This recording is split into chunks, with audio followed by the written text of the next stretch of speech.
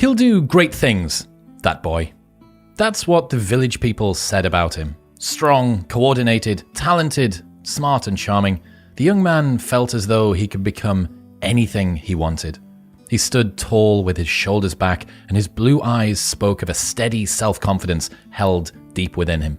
His body was strong, built tough through hours of intensive sword training. After endless hours of sword practice, he began to stroll through the village, back to his home. A number of girls waved to him as he walked by, and he politely waved back. Upon arriving home, he began sharpening his swords, ready for training the next day. Suddenly, a spirit appeared behind him, calling his name. The young man spun around, ready to attack, only to find an incredibly plain-looking spirit floating harmlessly in the center of his room. Neither male nor female, the spirit held an entirely blank expression, neither happy nor sad, as though there was no emotion inside of it whatsoever. The spirit spoke, "Jean of Furthershore, I am the spirit of seeing." The young man stood facing the spirit confrontationally. "What do you want?" he said, drawing his sword. The spirit remained completely unafraid. "Only to show you my powers. I can show you anything you can possibly imagine, for I am the spirit of seeing," the spirit replied plainly. The young man observed the spirit carefully. It continued to float passively in the air and seemed to pose no threat. "You can show me anything, huh? Show me the stables of Furthershore," the young man said curiously. The spirit blew a puff of smoke, and inside the smoke, the stables could be seen clearly. The image of the stables hung in the air for several minutes before disappearing. The young man smiled.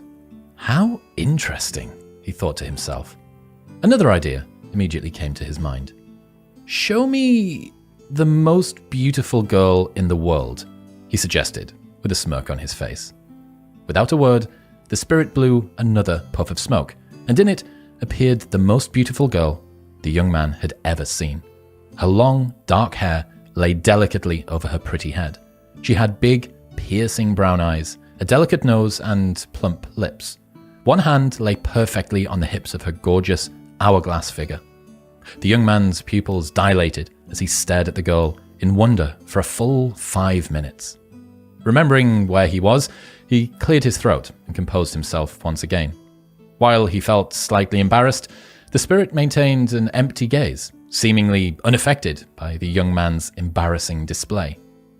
Another idea entered the young man's mind. "Show me a great warrior," he commanded.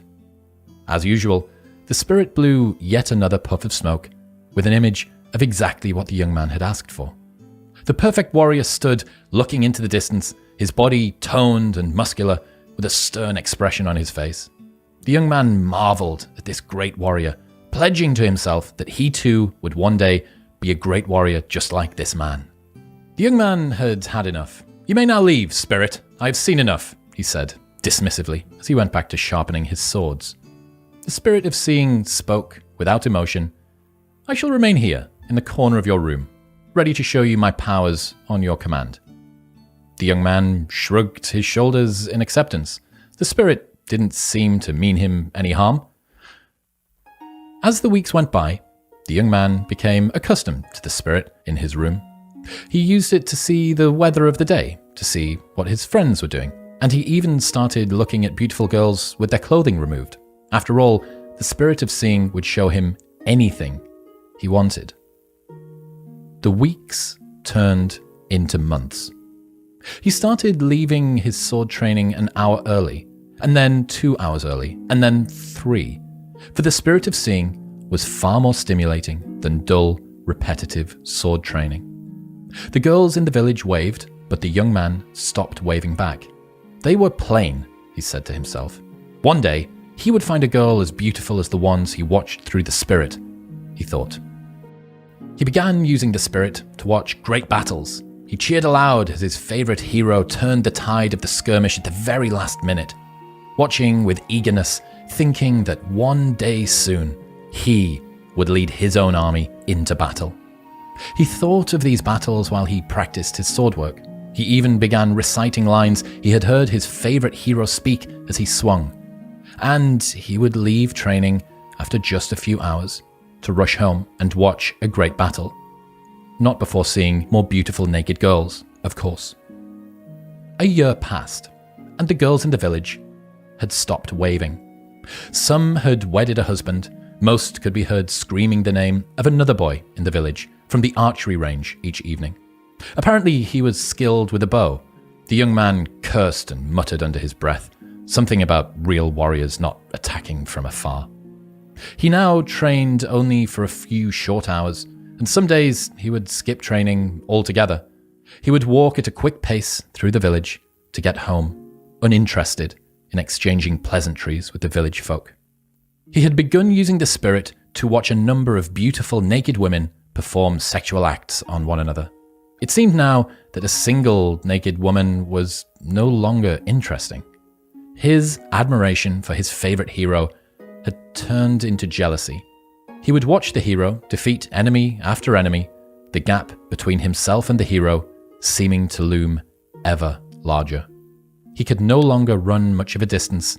His shield felt heavy. His sword skills no longer matched other warriors of his own age. Several more years passed. The young man had given up on becoming a hero.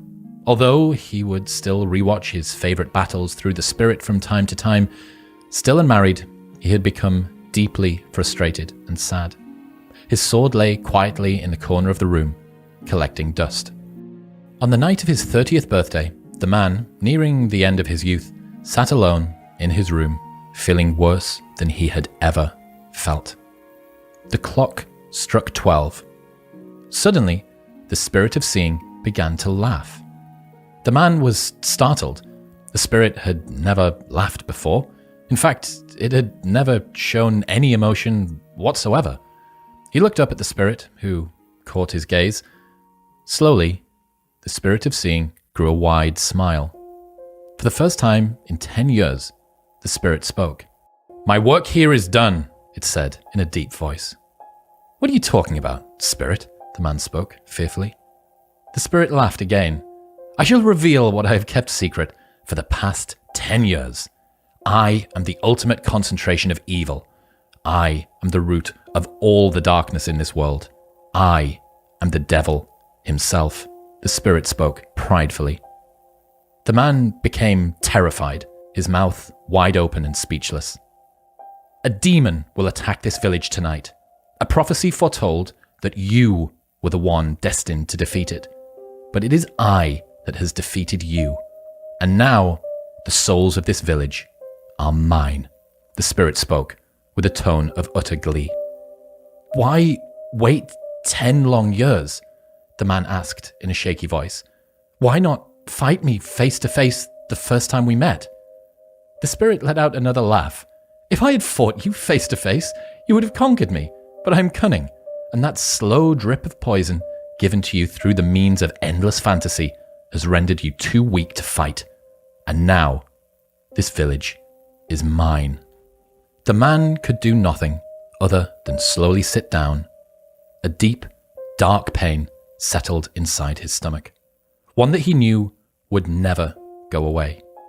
Only the devil himself could inflict the deep, tormenting, inner anguish he felt pulsing through his mind. The torture in his mind was too much to bear. He needed something to quell the pain. "Can I see those beautiful girls just one more time?" A wide grin grew across the devil's face. "Always,"